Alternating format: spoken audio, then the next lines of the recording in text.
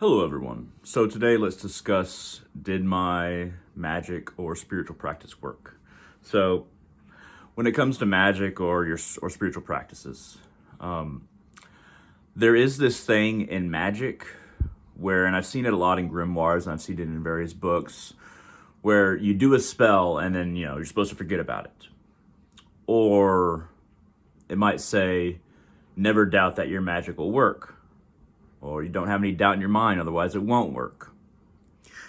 And, even with curses, I hear a lot of people all the time, they believe so strongly in their curses that when the effect doesn't happen to that person, let's say it was a curse to kill somebody, and that person just ends up, like, let's say they might have less money, than before, or they're still living but in a worse circumstance, or maybe it's just all wishful thinking together. Maybe that person is just living life and the person who cursed them is really looking for a way that they're worse off, and they're satisfied with them being worse off and thinking that their curse worked. Same thing with kind of money spells too. I mean, same thing with any kind of magic or spiritual practice, but like a money spell. I've done a lot of money spells that have not worked, where I have sought, over a certain amount, or an amount that was, beneficial and usable. That it wasn't a small amount that just didn't really mean anything, and I failed multiple times. So, but getting back to the idea of, doing a spell or cursing somebody, doing a working, and the idea of not doubting it or just forgetting the spell. So there's a way you can kind of do that. I could just say, don't do that, look for results.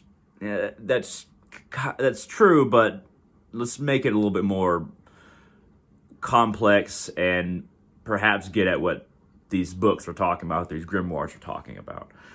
So you have to be able to compartmentalize different parts of yourself, for that to be a useful idea, a working idea with your magic, to actually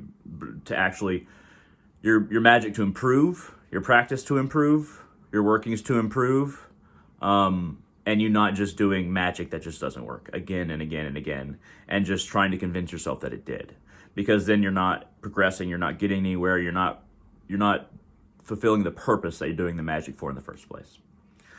So compartmentalize the part of yourself that wants to doubt that magic exists or this is working at all.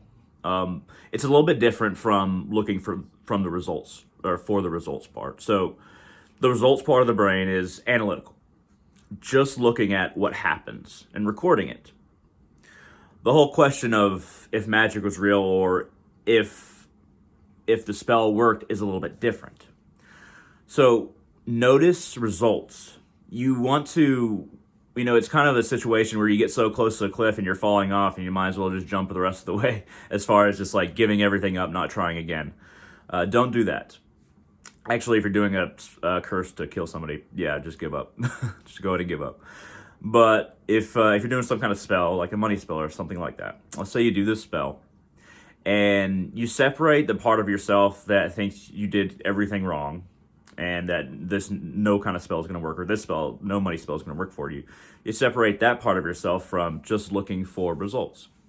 Now, the results part of yourself, the analytical side, just look for, if you just be open to experience. Don't look for problems or solutions. Just completely observe your money situation without making too many judgments on it early on, or too early on, or thinking that it's only manifesting a little bit and it's not manifesting enough.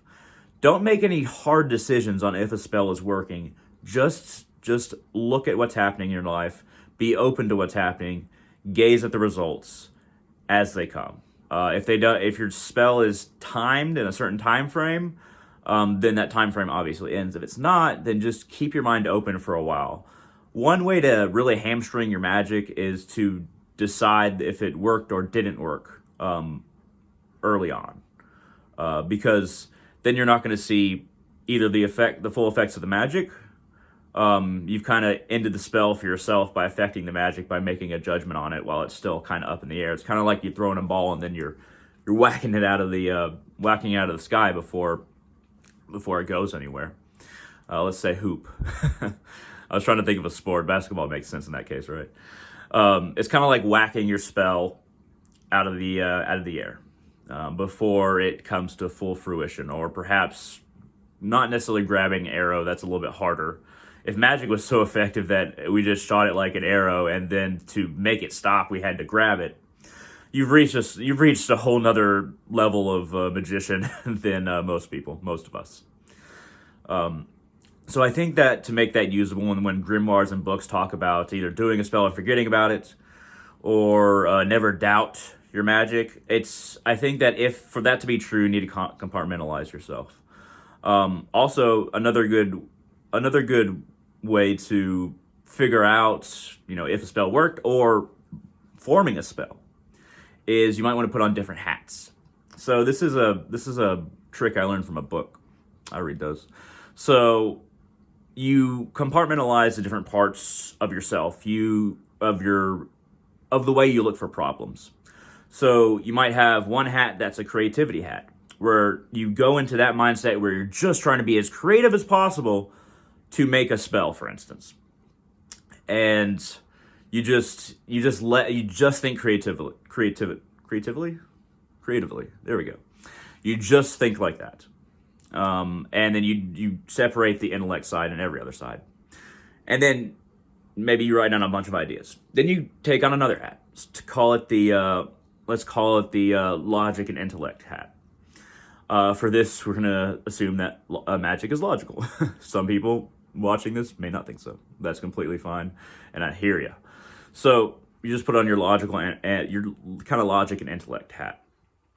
What have you read before? Look up what has worked for other people. Look up the properties of various ingredients, herbs, candles, the significance of different colors, and the effectiveness of different symbols or different parchment. Perhaps you're going to write a spell on a parchment and burn it, something like that. I do that a lot.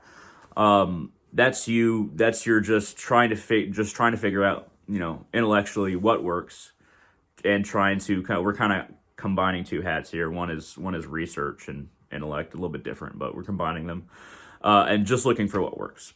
So if in order to have the creativity part, you might have already, whatever you've done in the past, use that for your creativity part if you want to do that part before the intellectual or kind of like logical part. Now you can put on this hat if you want to, maybe a black hat. You don't have to literally put on a black hat, but and say, what could go right and what could go wrong. This is kind of the reward versus danger hat. What can go right, what can go wrong, and just think of everything in that regard. A little bit of creativity in there as well, I suppose.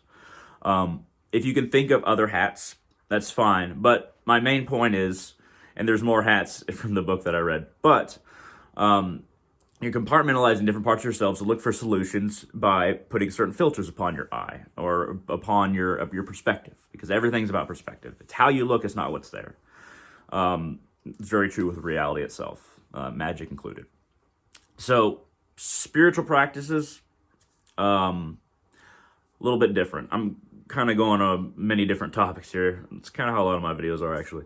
But spiritual practice is a little bit different. So spiritual practices, if it's not casting a spell or something like that, a lot of the time you want to look for what has happened within you. Has there been development within you? If, for instance, you're doing meditation for a long time and you think you're doing it right, you might want to keep a journal every day. Just maybe it's not even about meditation. Just write what you were thinking about that day. And maybe you write down with a meditation practice that you did. And maybe not even look at the meditation practice per se, but just write down your thoughts for that day. Maybe just a paragraph. And this becomes useful later on when you can go through day by day by day by day and see if there's any change as far as your mind, your memory, your mood.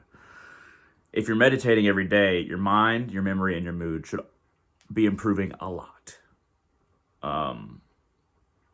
If you're meditating even 15 minutes or more a day, you shouldn't be degressing, unless there's a really bad situation that's just getting worse.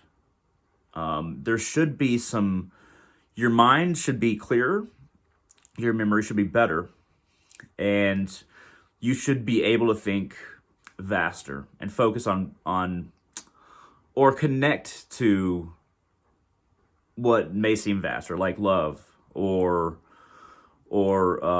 divine inspiration. You should have more connections in your head as time goes on.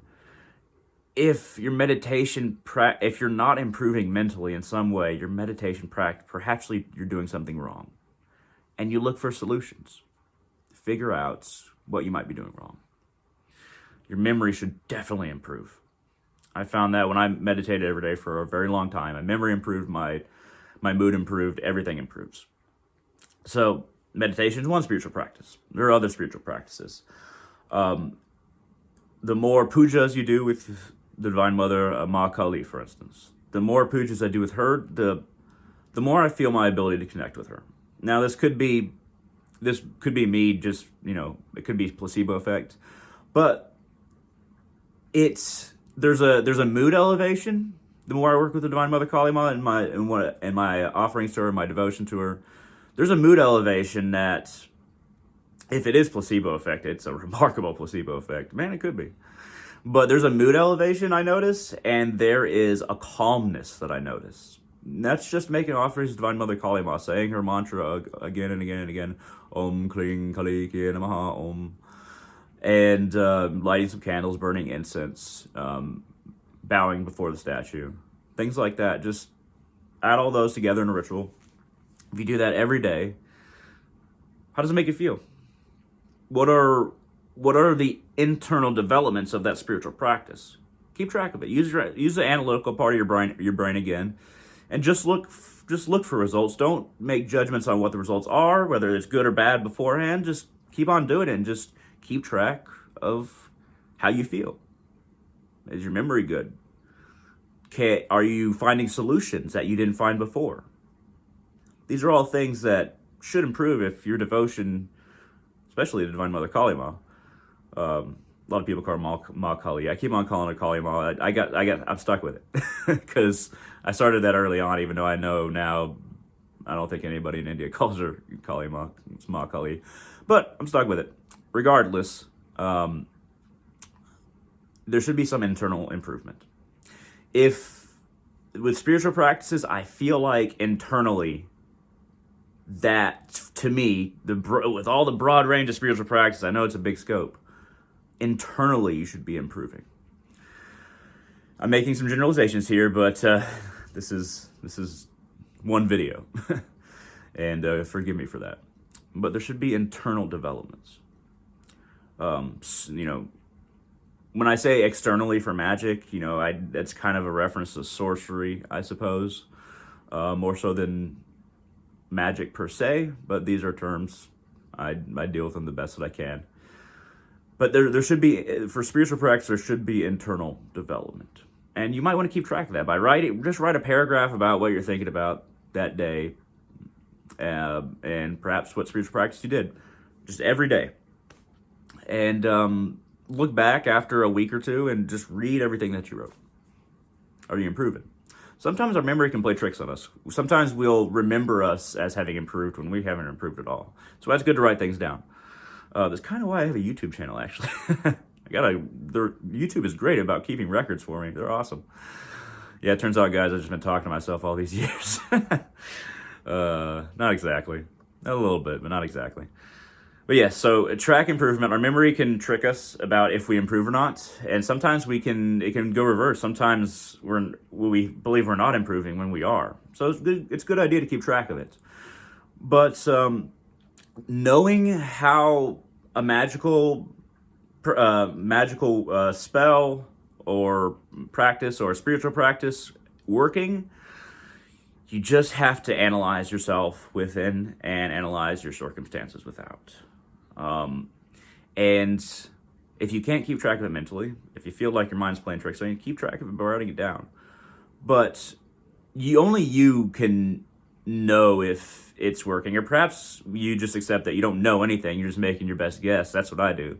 So perhaps we can't know, but we can make our best guess and do our best effort to see if our best guess is educated based on circumstances within and without.